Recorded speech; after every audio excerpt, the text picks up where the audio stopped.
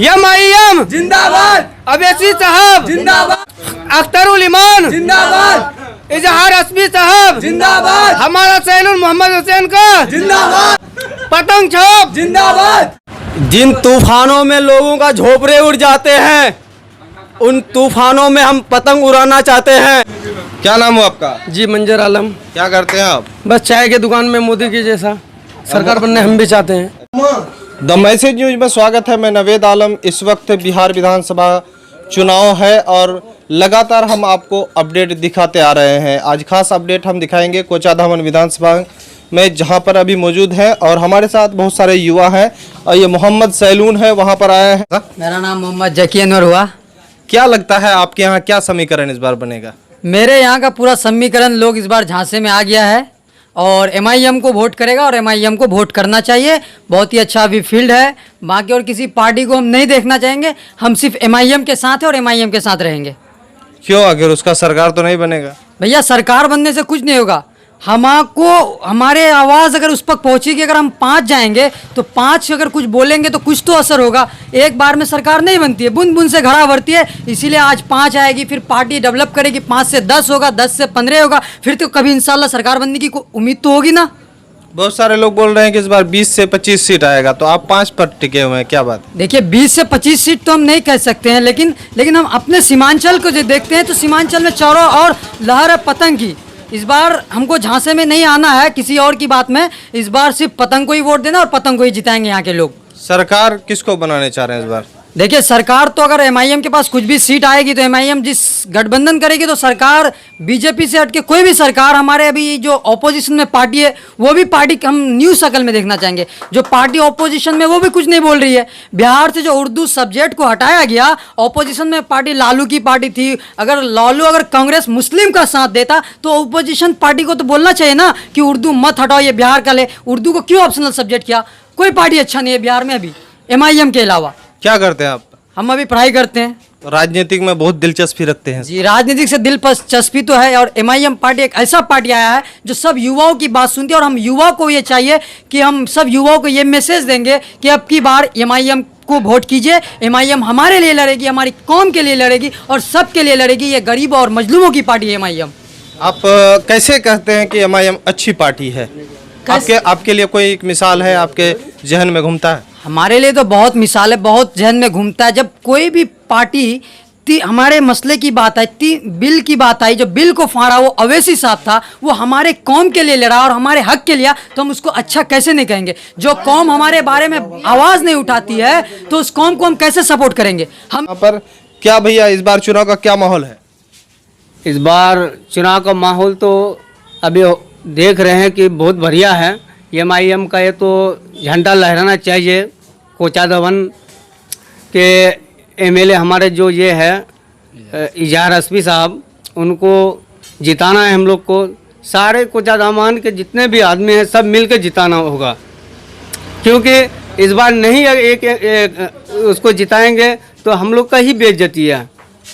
अच्छा, पिछले दफा तो यहाँ पर पतंग छाप हार गया था। इस बार का फिर दोबारा क्या इस बार मौका देगा? आप लोग मौका देंगे? नहीं, इस बार तो हम लोग मौका देंगे, क्योंकि उस बार तो समझ लो कि एक धोखे से हो गया था, या नहीं तो ये समझिए कि वोट के नीचे वो पैसे के खातिर वो सब बिक गया था। हमारे जितने भी आदमी हैं कैसे नहीं, क्या है ना कि सर अगले बार हमें होश में और ठिकाने में हमारा दिमाग नहीं था। अब हमें दिमाग में आ गए, होश में भी आ गए हम कि अब कैंडिडेट कौन होना चाहिए, कैसा होना चाहिए। अब उस हिसाब से हमें अब ठिकाने पे हम आ गए हैं, तो इसलिए हम एमआईएम के सपोर्ट है और उनके साथ भी है, दिल से, जुबान से, जान से, धन से, दौलत से, हर एक चीज़ से। और हम नहीं, कोचाधामन प्रखंड पूरा। क्या नाम हो आपका? मनोवर आलम। चलिए, आपका क्या इस बार किस तरह के लोगों को पसंद करेंगे आप? हम इस बार जो है एमआईएम को पसंद करते हैं, शुरू से ही पसंद करते हैं। जो सब बूढ़ा सब था मेरा यहाँ का, वो सब कांग्रेस को पसंद करके अभी धोखा खाया है। एनआरसी, एमपीआर और क्या क्या नहीं, जो मर गया था उसका कोबर से भी ये मांग रहा था कि उसका जन्म प्रमाण पत्र दिखाओ, ये दिखाओ, वो दिखाओ। तो ऐसा कोई चलने वाला नहीं है। अभी यहाँ पे एमआईएम का लहर है और इंशाअल्लाह एमआईएम ही कामयाब होगा भारी बहुमत से। कोई लोग बोल रहा है कि बीजेपी का एजेंट है, तो आप क्या कहेंगे? बोलने वाला कुछ भी बोल सकता है। सवाल किसी लड़की के पास जाए तो वो कहता है कि उसका लड़की खराब है। जब मेरा सामना आएगा जो अच्छा है तो अच्छा है। चलिए आप क्या कहते हैं इस बार? जो बहुत लोग बोलेगा कि ये वोट काटने आया, तो क्या कहेंगे? इस बार अगर एमआईएम को अगर बदनाम करेगा तो ये गलत बात है, क्योंकि उस पहले एमआईएम को जो ये है तो उसको समझ नहीं पाया था। इस बार सबके समझ में आ गया है। जब ये इतना क्या कर रहा है, एनआरसी लगा था, उसके बाद ये एमआरपी लगा था, क्या क्या लगा था जाने, यानी जितना भी है तो मुसलमानों को ही दाबने के चक्कर में था और मुसलमानों को बदनाम करने के चक्कर में थे। तो यही है कि यानी कि बीजेपी को जहाँ हटाना है और एमआईएम को लाना है, क्योंकि उसके काम बहुत बढ़िया है, वो अच्छाई है, वो अच्छाइयों के साथ देते हैं। और लोग हैं, थोड़ा सा हम बात करेंगे। क्या इस बार किसको वोट देंगे आप? अवैसी को। अवैसी यहाँ अवैसी साहब थोड़ा ही लड़ेगा। नहीं तो इस दफे इसको देना है, इस मौलाना इजारी एसपी को।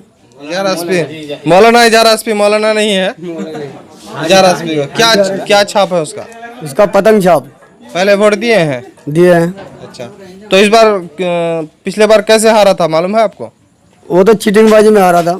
कैसा चीटिंगबाजी था? वो वोट को उसका चोरी हो गया था ना अवैसी का, इसी वजह से।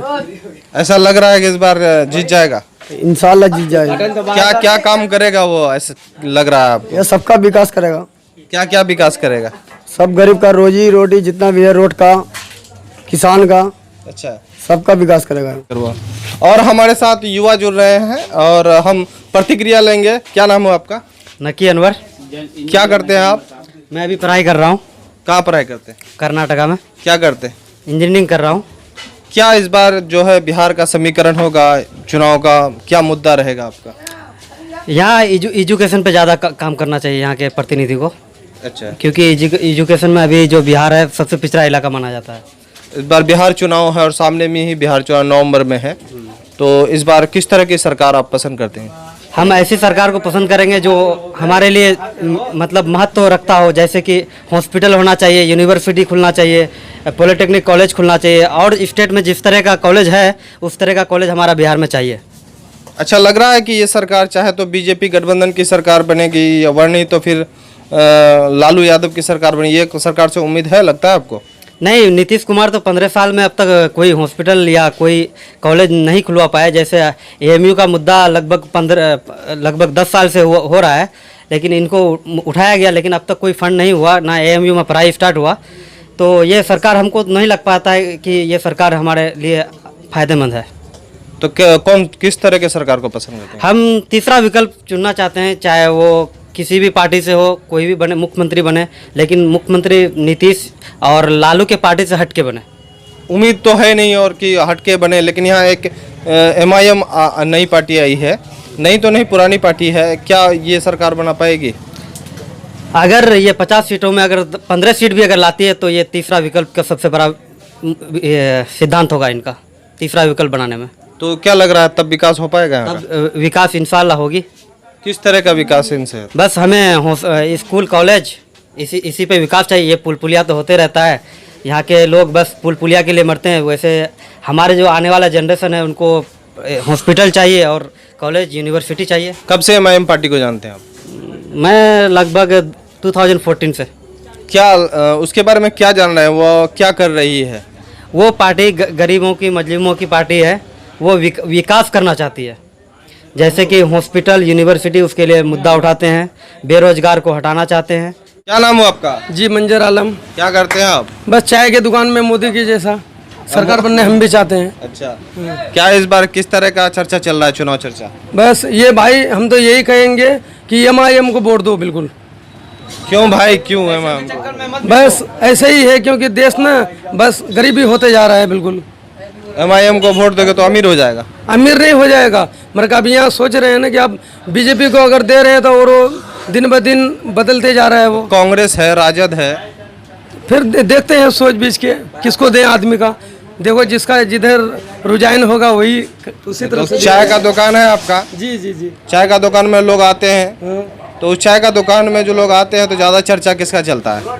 बस ज़्यादा चर्चा तो यही चलता है कि भाई सोच के देंगे, अब जो सरकार अच्छा लगेगा उसी को देंगे। हैं बेरोजगार को हटाना चाहते हैं। चलिए, द मैसेज न्यूज में आप देख रहे थे लोगों के साथ प्रतिक्रिया। किसी फिर नेक्स्ट अपडेट के साथ हम मिलेंगे। तब तक हमारे चैनल में नए हैं तो सबसे पहले चैनल को सब्सक्राइब करें, अच्छा लगे तो लाइक करें और दोस्तों को शेयर करें।